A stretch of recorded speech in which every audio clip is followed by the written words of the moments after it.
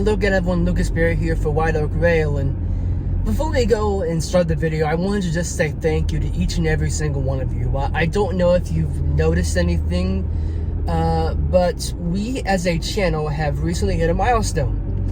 400 subscribers and then some. I think as I'm recording this, I think it's at 402. So I wanted to say thank you from the bottom of my heart to each and every last one of you who has taken the time to watch what we've put out, to enjoy this channel.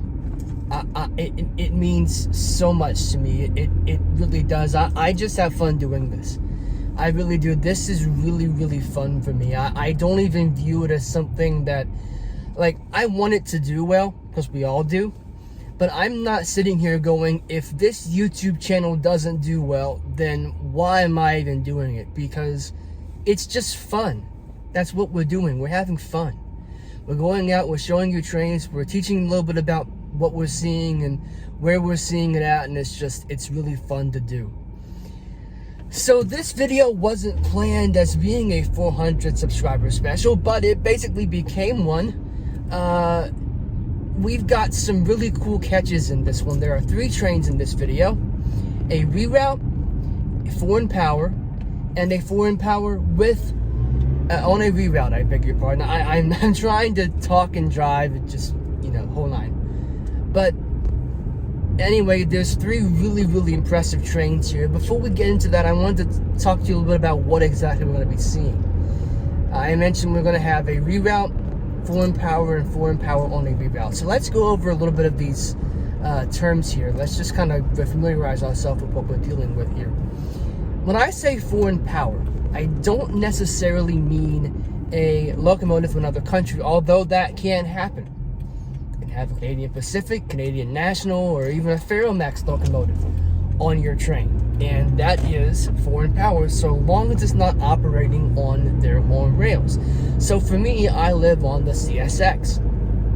To me, foreign power is any non-CSX locomotive operating on a CSX rail or on a CSX train. So that's what it is, be it Norfolk Southern, BNSF, Union Pacific, whatever. That's what it is to me. And a reroute is just that. It's a rerouted train. Trains normally follow a general way to go. They have set routes that they run on, but for whatever reason, sometimes you may have to run that train on a different route. Be it crew issues, not having enough crews available, there being a curfew for track maintenance. The worst case scenario would obviously be a wreck. We don't want that to happen, but it can happen. So you do have to occasionally figure out where you're going to run these trains. And New River has recently been experiencing some reroutes. We've got reroutes from Georgia down. I believe trains were made up in Waycross, Georgia, and they were going to, I want to say, Cincinnati, I think. I'd have to go back and look at the train symbols. I didn't record these, but I remember seeing them. So we've got some reroutes and some foreign power in this trip, and I'm really excited about it. This is one of those videos that there's something in it for just about everyone, I think. Depending on what your thing is as a rail fan, you're probably going to enjoy something in this video. So let's go ahead and get started, shall we? We'll start with our reroute. This is G229. Grain loads from Terre Haute, Indiana to Montgomery, Alabama, ironically passing through Montgomery, West Virginia along the way, doing so before it got to me here at South Fayette on New River. Now let's talk a little bit about why I love that I got this train. I came down here for 1776, but I will take this all day long. This train does not normally go this way. It usually goes south through Kentucky, Tennessee, and into Alabama. But I don't know why they sent it through here. I'm going to assume it's either a crew issue or a curfew issue, or I don't know either way. What this train will do is it will come across the state of West Virginia, turn south in Richmond, Virginia, and head to Waycross, Georgia. From there it will be sent across the state of Georgia to Alabama.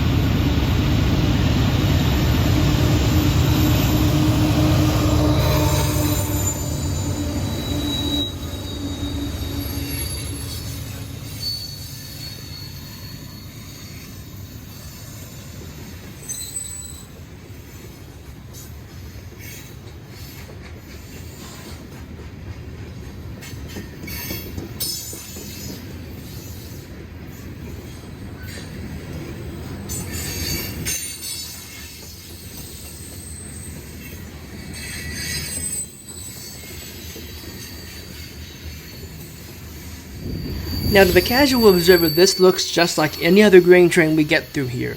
But the destination is different. Like I said, this is a reroute. Our grain trains generally go to Virginia or North Carolina. Of course, we already said this one's going to Alabama.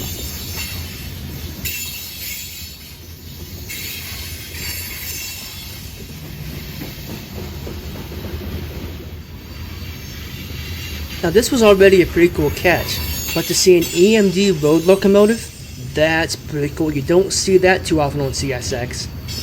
This locomotive in question is the second distributed power unit on this train.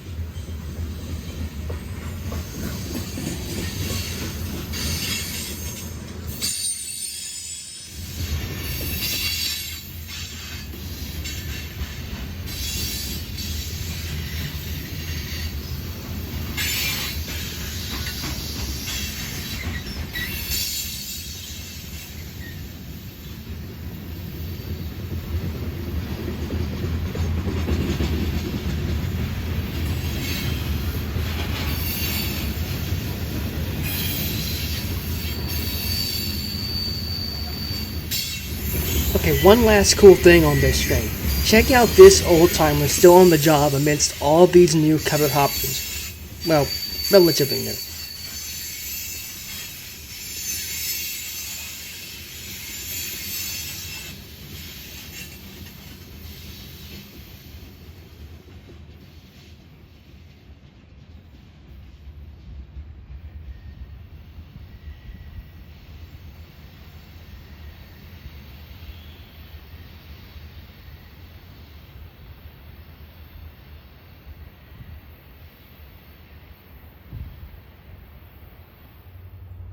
Alright, here's a prime example of foreign power. I don't remember this guy's ID, but it was before CSX changed both commodity trains from K trains to B trains. It has 2 Canadian National units and 1 unit that was leased from General Electric by CN. So really it's foreign power and a leaser, which is still pretty cool. Now let's talk about why these engines are on this train. This train originates somewhere on the Canadian National. And when it's handed over to CSX, the CSX power desk elects to keep the foreign power on it instead of taking the time to take CSX engines and put them on. What they'll do is they'll keep track of how many hours these engines are under power on CSX rails, and they will pay Canadian National back by either running CSX engines on their track for an equal amount of time, or if there's any difference they'll pay them cash.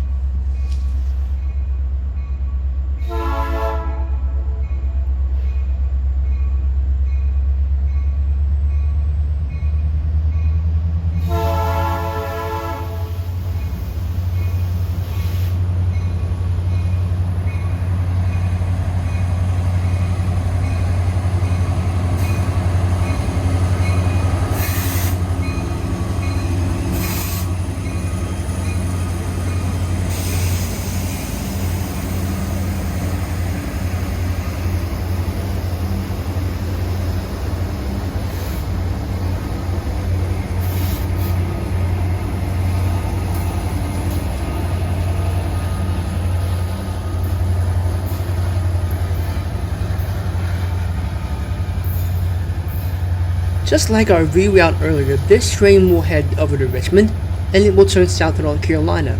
Thing is, North Carolina is this train's destination. Now, I regrettably don't have the entire train to show you, or at least cut up versions of the entire train. I didn't think about the effects of the cold weather on my phone, and this was in January. So enjoy what you get, because I only caught the power in a little bit of the train, and then I had to run because my phone was dying.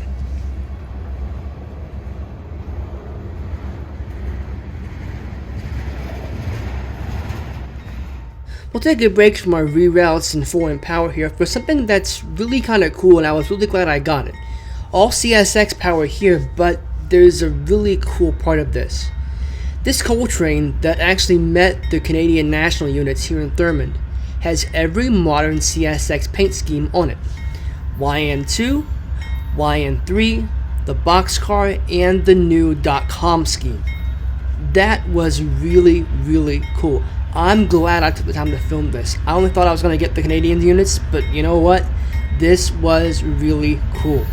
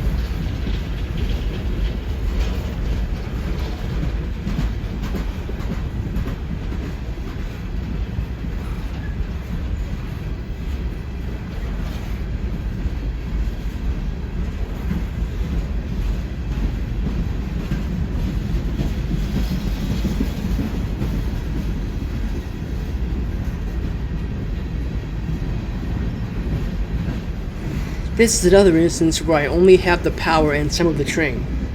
This coal train went first, and then the Canadian units came afterwards. By that time I was starting to realize my phone was losing power because of it being out in the cold. And I didn't have my charger on me, so I couldn't do anything about it. But I wanted to get at least something, and I saw that coal train rounding the bend, and I thought, well, okay, get something. Even if you don't get the Canadian units, get something. And I got really lucky with all that power variety. Alright, so we had our foreign power, and we've had our reroute. Now it's time for our foreign power on a reroute. This is CSX B631. Ethanol loads from Chicago to Hookers Point, Tampa, Florida, taking the long way. Now, I don't know why this train was rerouted over here, but I'm really glad it was. This was an incredible lash-up of power. Canadian Pacific leading a CSX elephant style, and 4 distributed power units in the middle of the train, 3 BNSF, and we even got a visit from Uncle Pete. Yep, Union Pacific was the 4th DPU. Now, I'd never seen Canadian Pacific or Union Pacific, and I had never seen BNSF on New River. This was an excellent catch for me.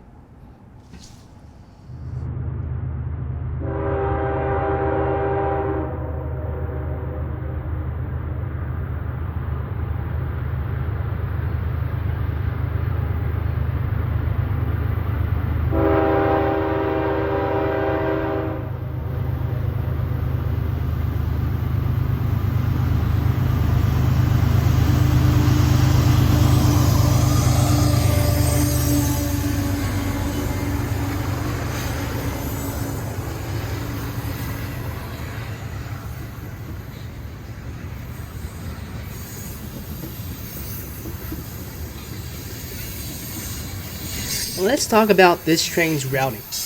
Like everything else we've seen except that coal train, this will again turn south in Richmond, and it will take the CSX A line, the former Atlantic Coast Line, Maine, down into Waycross, Georgia. From Waycross, it will pass through Folkestone, Georgia before entering Florida, crossing the state of Florida and over to Tampa.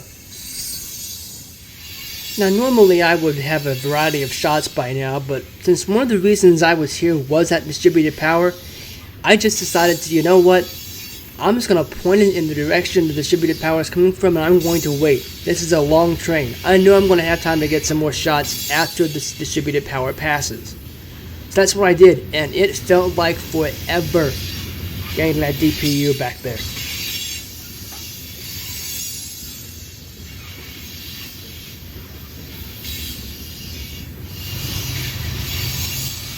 And finally, here we are.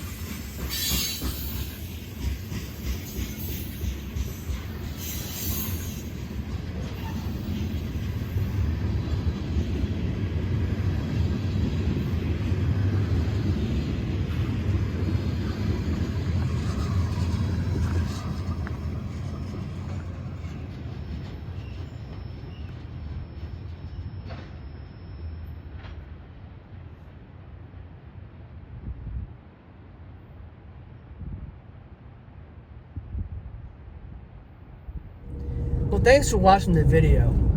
You know, foreign power is really fun for me. It's fun to see different railroads in action on your home lines. You know, I love CSX. It's fun. It's, you know, something about when you see that YN3 or YN3B, I guess now, paint scheme. It's, you know, that's your home road, but it's still really cool to me anyway, as someone who really appreciates railroad history. Right, like I have timetables from a lot of different railroads that make up a lot of the Class 1 systems now. So it's really fun for me to look at that and go, okay, yeah, I know how you got to where you are now, like the NSF is the merger between the Burlington Northern and Santa Fe railroads. The Union Pacific absorbed the Missouri Pacific, the Western Pacific, Southern Pacific, just stuff like that. You see these different things in Missouri, the KDB, MKT. So, you know, just stuff like that. You understand how we got to where we are today, and it's kind of fun to see these different paint schemes of the railroads that aren't just your average CSX GE rolling down the road. And then to see rerouted trains, to get a chance to see traffic that, you know, I didn't get a chance to see traffic that wasn't for me, but I know that on some of the manifest freight trains that were rerouted through here, there were Tropicana orange juice cars on those trains. Tropicana ships by rail, and most notably it ships to New Jersey by rail, but they also send a train to Cincinnati. So kind of nice to know that, you know, when you get your orange juice, it's taking a different route to get there than what it normally does. It's kind of cool. But all in all, it's really, really fun to see that kind of stuff. So this was a fun video to do. It really was. And I always have fun doing it. But sometimes when you get a chance to see things like that, it's that much cooler. So on that subject of this video, please be sure to like this video if you liked it. Leave a comment down below if you are so inclined. And while you're there, if you haven't already done so, please join the 402 as of this recording. Others that have subscribed to this YouTube channel would be greatly appreciated. And I hope to see you again real soon. So until next time, somewhere out there on the railroad, I'm Lucas Berry for White Oak Rail.